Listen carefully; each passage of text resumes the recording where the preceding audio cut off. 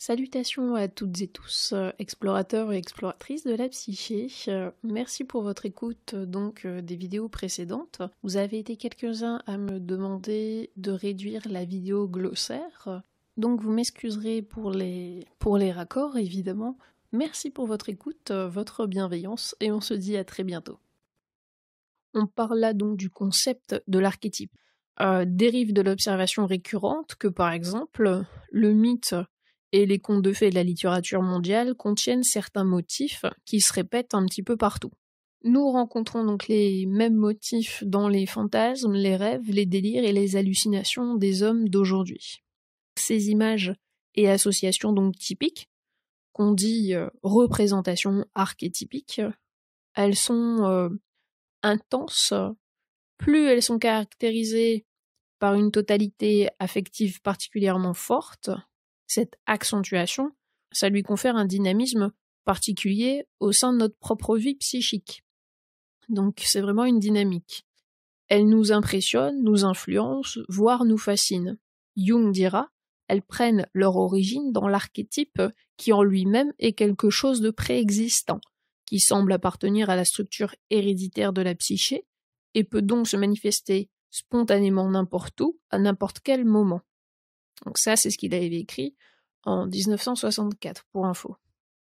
Donc l'archétype ne peut jamais être perçu en soi, en fait, car il n'est qu'une possibilité de représentation qui trouve son expression manifeste dans l'image de l'archétype, ou dans l'image archétypique.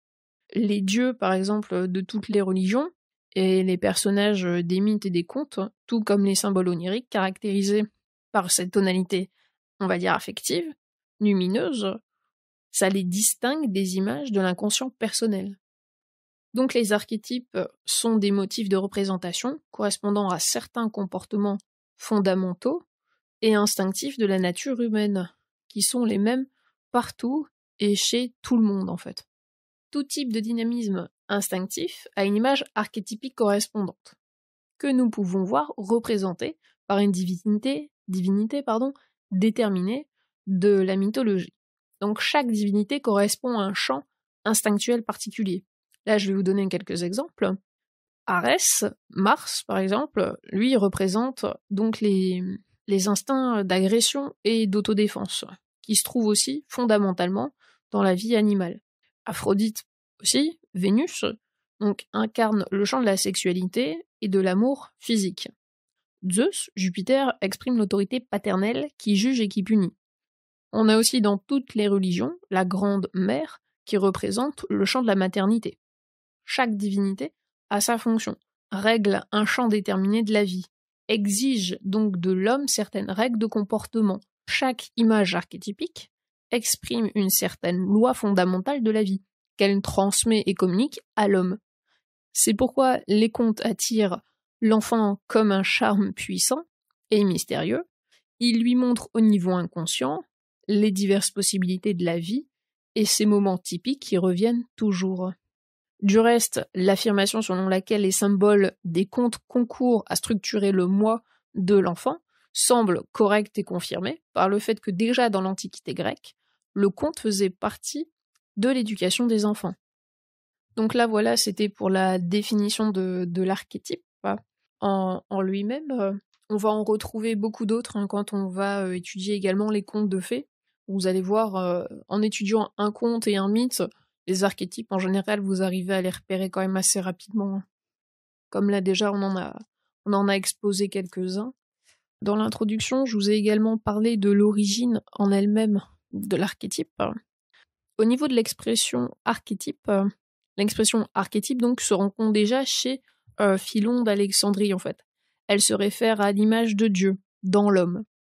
Les premières, on va dire, fois où ça avait été énoncé, on employait donc à l'époque le mot archétypus, donc de façon analogue, pour dire archétype, c'était les alchimistes qui déjà à l'époque l'employaient, et aussi donc Hermès Trismégiste dans le traité d'or qu'il avait écrit. Je vais pas vous la faire dans la langue d'origine, mais en traduction donc. Comme Dieu faisait tourner en lui, le trésor tout entier de sa divinité, caché en lui comme dans l'archétype. Ainsi, Saturne faisant tourner en lui de façon occulte les images des corps métalliques. C'était les premières fois où Archétypus était employé à ce moment-là. On a aussi Philon d'Alexandrie qui utilisait la notion, en tout cas l'expression archétype. Il se référait à l'imago Dei, donc c'est-à-dire l'image de Dieu dans l'homme. Ensuite, on avait même Irénée. Alors pareil, je vais pas vous la faire en latin. Le créateur du monde n'a pas fait ces choses à partir de lui-même, il les transforma à partir d'archétypes différents de lui. Et aussi on a dans le Corpus Hermeticum, Dieu est appelé la lumière archétype. Voilà.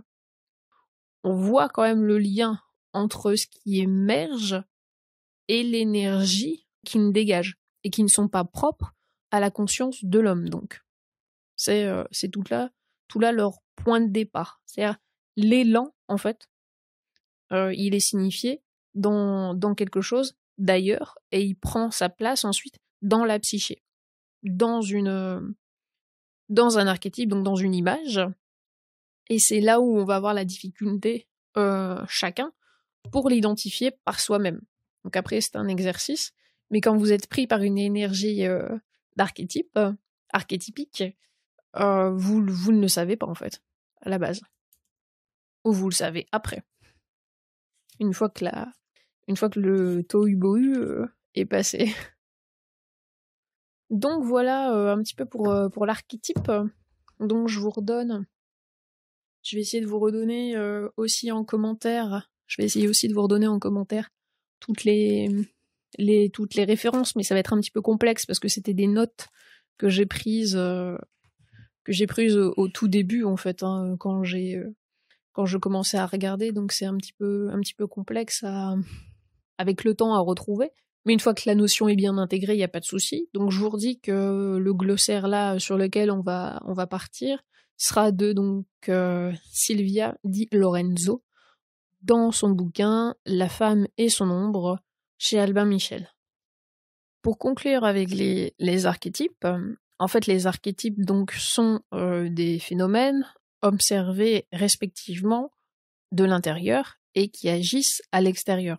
Globalement, ça on en parlera plus tard, mais ce que je viens de dire va aussi du coup développer ce qu'on va appeler plus tard les synchronicités. C'est un terme en fait qui signifie des coïncidences significatives.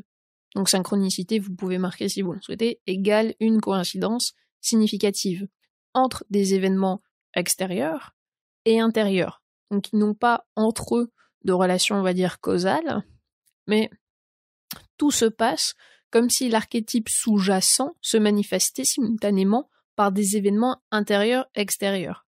Pour vous donner un exemple simple, donc une synchronicité en général, beaucoup en parlent, mais quand vous en vivez une, et c'est absolument pas tous les jours, elle va faire sens uniquement pour vous.